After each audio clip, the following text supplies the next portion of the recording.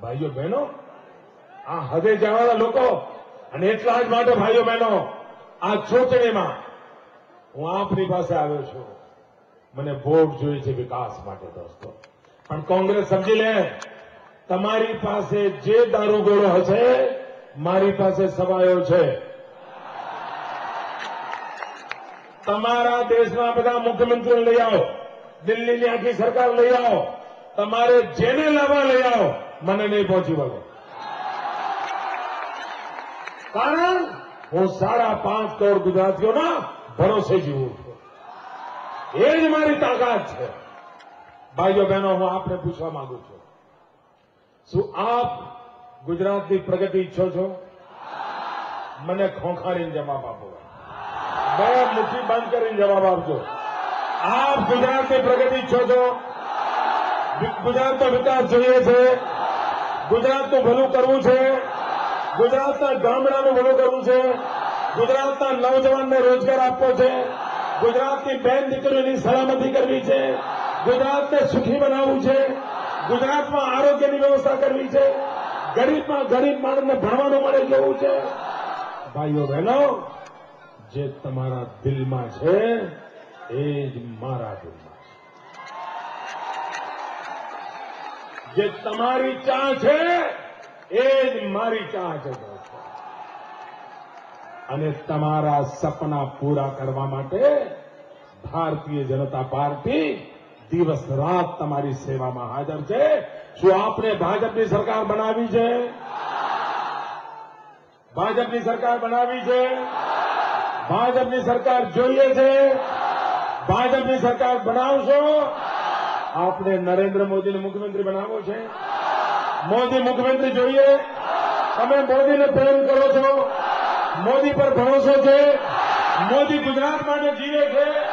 મોદી ગુજરાતની સલામતી માટે મરવા તૈયાર છે? તમને મોદી જોઈએ છે? મોદીની પ્રધાન મુખ્યમંત્રી બનાવો છે? મોદીને મુખ્યમંત્રી બનાવવા માટે પ્રતિબદ્ધ છો?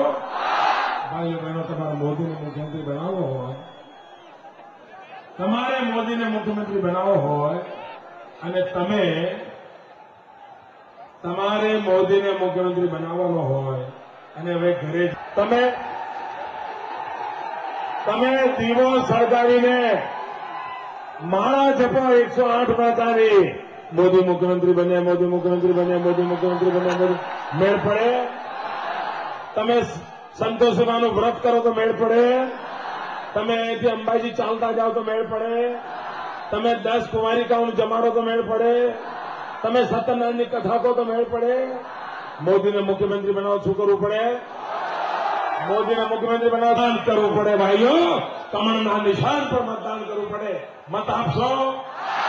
વધુમાં વધુ મત આપશો? ઘરેથી મત અપાવશો? ગામથી મત અપાવશો? ગરીબમાં ગરીબ પાસેથી મત અપાવશો?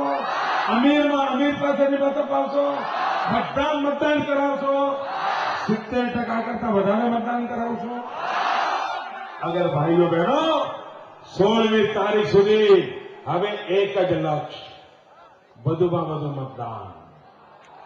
અગર 16મી તારીખ સુધી આ એક જ લક્ષ્ય લઈને ચાલ્યા તો ભાઈઓ બહેનો,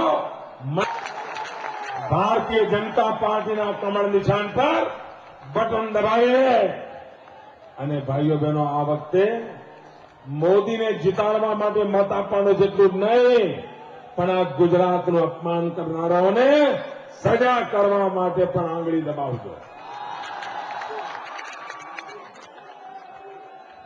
ખોડ ભૂલી જાય આ લોકો, ખોડ ભૂલી જાય. ભાઈઓ બહેનો, ઇલેક્શન કમિશનની 10 વાગ્યાની સૂચના. મિત્રો, આજની આ સભામાં આદરણીય રાજનાથસિંહજી આવીને આપણો જે ઉત્સાહ વધાર્યો છે એ બદલ હું એમનો આભાર માનું છું. ભાજપના અખિલ ભારતીય મહામંત્રી ભાઈ શ્રી અરુણ જેટલી 1 મહિનાથી અહીંયા બેઠા છે, ઓમજી માથુર બેઠા છે. આ સૌ જે કરી રહ્યા છે એ સૌનો આભાર માનું છું. ભારત માતા કી, ભારત માતા કી.